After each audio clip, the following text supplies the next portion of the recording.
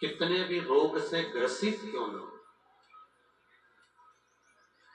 आप कितने भी रोग से घिरे क्यों न हो, तीन स्थान का स्पर्श करने से आपको एक अलग से ऊर्जा प्राप्त होती है और आपके शरीर में कितना भी कंपन हो रहा हो, कितनी भी कमजोरी हो रही हो, कितना भी दर्द हो रहा हो, कितना भी कष्ट हो रहा हो, तीन स्थान शिवालय में शिवलिंग के जगह पर बताए गए हैं। उन स्थानों का स्पर्श करने से शरीर में एक ऊर्जा आती है, शरीर में एक बल उत्पन्न होता है, एक ऊर्जा आती है, शरीर के अंतर्गत एक ऊर्जा का संचार होता रहता है। अब उस शिवलिंग को अपन समझे,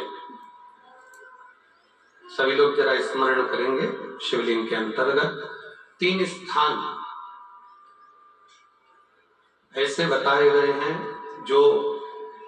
हमारे को एक बल देते हैं, हमारे भीतर की ऊर्जा उत्पन्न करते हैं। हमारे अंदर कितनी भी कमजोरी होगी, अगर आपने वो तीन स्थान पर हाथ का स्पर्श कर पंचाक्षर मंत्र नमः शिवाय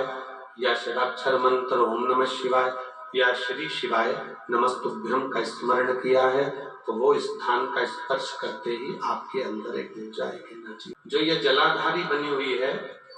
ये जो गोल जो भाग आता है, जलाधारी में जो भी गोल भाग है,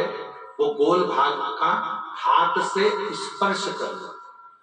अर्थात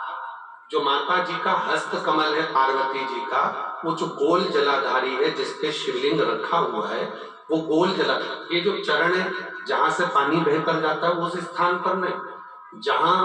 गोल भाग है उस गोल भाग पर अपने सीधे हाथ का स्पर्श करना और श्री शिवाय नमस्तुभ्यम का जाप या पंचाक्षर मंत्र या षडाक्षर मंत्र ओम नमः शिवाय का जाप करना, पहला। दूसरा स्थान, जहां से पानी बहकर जा रहा है उस स्थान का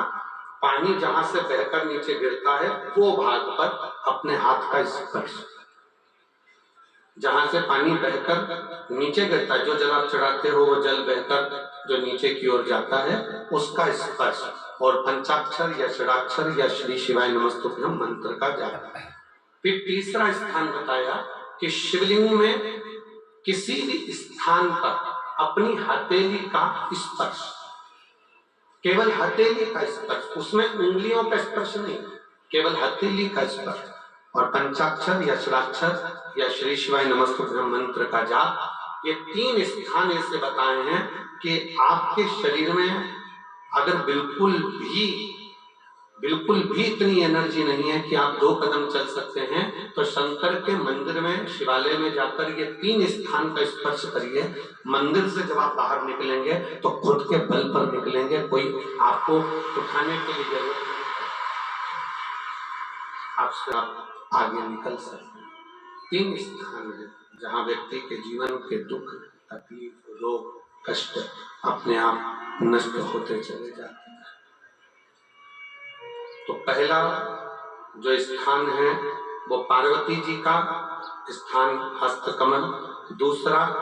कार्तिकेय और गणेश के मध्य में जो अशोक सुंदरी है और कार्तिक गणेश बैठे वहां से जो पानी नीचे की ओर आता है वो स्थान, और तीसरा अपनी हथेली का, शिवलिंग का कोई भी स्थान जहां अपनी हथेली का स्पर्श हो जाए वो स्थान। ये तीन जगह हमें बल देती है, हमें ऊर्जा देती है, हमें एनर्जी देती है।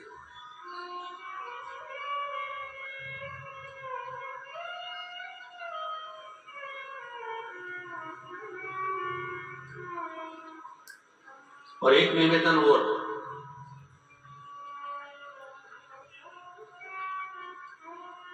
आप यदि कोई कार्य के लिए निकल रहे हो, कोई कार्य करने के लिए जा रहे हो और आपका मन उस कार्य में डामाडोल हो रहा है, ये होगा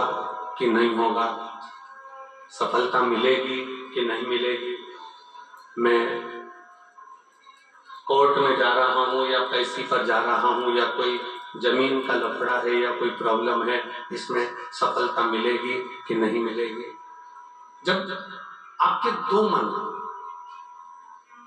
और ऐसा तो संसार में कोई जन्मा ही नहीं जिसके दो मन ना हो। घर से कथा सुनने निकलते हो तो दो मन हो जाते हैं, आज पीली साड़ी पहन के जाऊं कि नीली पहन कर जाऊं,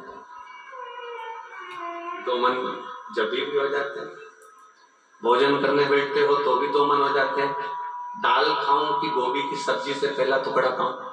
रोटी का पहला टुकड़ा जब तोड़ने का नंबर आता है तो सोच में आता है कि इससे खाऊं कि इससे खाऊं कि इससे खाऊं, दो मन तो वहां पर है। किसी के यहाँ शादी में गए, किसी के यहाँ शादी में पहुंचे और शादी में पहुंचकर वहां बहुत सारे स्टॉल लगे हैं, खाने की बहुत सारी व्यवस्था करी गई है, फिर दो मन हो जाते हैं कि मैं पहले चाउमीन खाऊं कि पानी बतासा खाऊं, गोलगप्पा खाऊं कि छम्मक लड्डू खाऊं कि मैं जलेबी खाऊं कि क्या। मन दो हर जगह। और शिव महापुराण की कथा कहती है कि कभी भी अगर कोई फॉर्म भर रहे हो, कोई एग्जाम दे रहे हो, कोई कंपटीशन एग्जाम में बैठे हो, या मेरे बेटे बेटी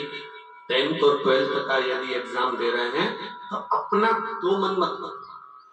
तुम एक मन बनाओ कि मैं इस एग्जाम में बैठ रही हूं और मेरा विश्वास करता है कि मैं शंकर पर पूरा भरोसा करती हूं और मैंने रात दिन पढ़ाई करी है तो मैं पास होकर मानूंगी, तो वो पास होकर ही। मन विचलित हो जाता है, जहां मन दो हो जाते हैं फिर वहां थोड़ा सा भ्रम उत्पन्न हो जाता है कि दुनिया में कोई ऐसा पैदा नहीं हुआ कि आपकी सफलता को रोक दे, आप आगे बढ़कर ही रहो। और एक निवेदन और है, मान लो किसी कारणवश सफलता नहीं मिली और आप सफल नहीं हुए तो चिंता मत करना, चिंता करने की जरूरत नहीं है। एक बार अगर एग्जाम दिया, एक बार अगर तुम फील्ड में उतरे और एक बार में सफलता नहीं मिली तो चिंता मत करो, ये मत सोचो कि पीछे हट गए। शिव महापुराण की कथा में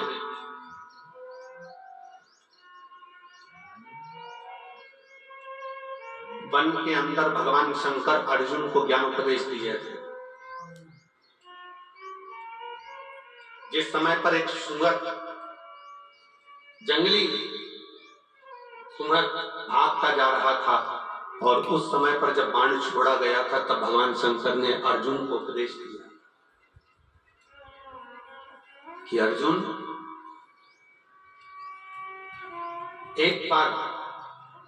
युद्ध के मैदान में अगर थोड़ा सा पीछे सरते हो तो टेंशन मत लेना, चिंता ना करो। एक कंपटीशन एग्जाम बैठे हो, एक एग्जाम आप दे रहे हो और उस एग्जाम में सफलता नहीं मिल रही है, आपने एक बार परीक्षा दी, एक बार आपने नीट की तैयारी करी, एक बार अपने सीए की तैयारी करी, एक बार अपने अन्य तैयारियां करी और उसमें आपको सफलता नहीं मिली और आप उसमें उत्तीर्ण नहीं हुए और आपने मन दुखी कर लिया, अब मैं तो बताओ आगे ही नहीं बढ़ पाया। चिंता न करें, भगवान शंकर का ये संवाद जो उन्होंने युद्ध के पहले अर्जुन को दिया है, एक सुंगर को मारते समय, एक जंगली सुंगर को मारते समय भगवान शंकर ने उपदेश दिया था, अर्जुन तीर को बहुत दूर खींचना है ना, तो तीर को थोड़ा सा पीछे खींचना पड़ेगा। उसी तरह यदि एक बार तुम्हें सफलता नहीं मिली, एक बार तुम उत्तीर्ण नहीं हुए, तो ये मत सोचना कि तुम उत्तीर्ण नहीं हो गए। भगवान शंकर ने तुम्हें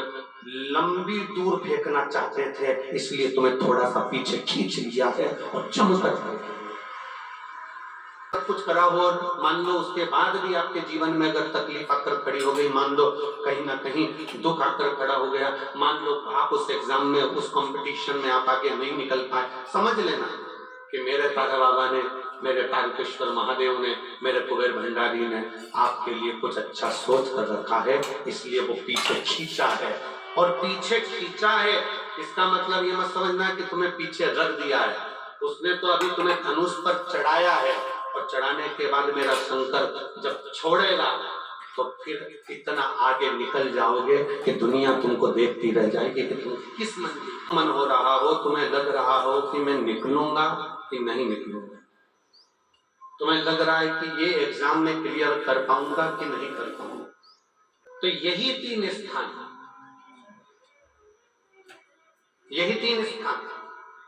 तीन अक्षत को इन तीन स्थान पर ही रखा जाता है। जो तीन स्थान अभी आपको बताए हैं, एक माता पार्वती जी का गोल स्थान, हस्तकमल स्थान, दूसरा जहां से पानी बहकर नीचे की ओर जा रहा है उसी विराम स्थल पर, और तीसरा शंकर भगवान के शिवलिंग। ये तीन स्थान तीन अक्षत से पूर्ति करते हैं।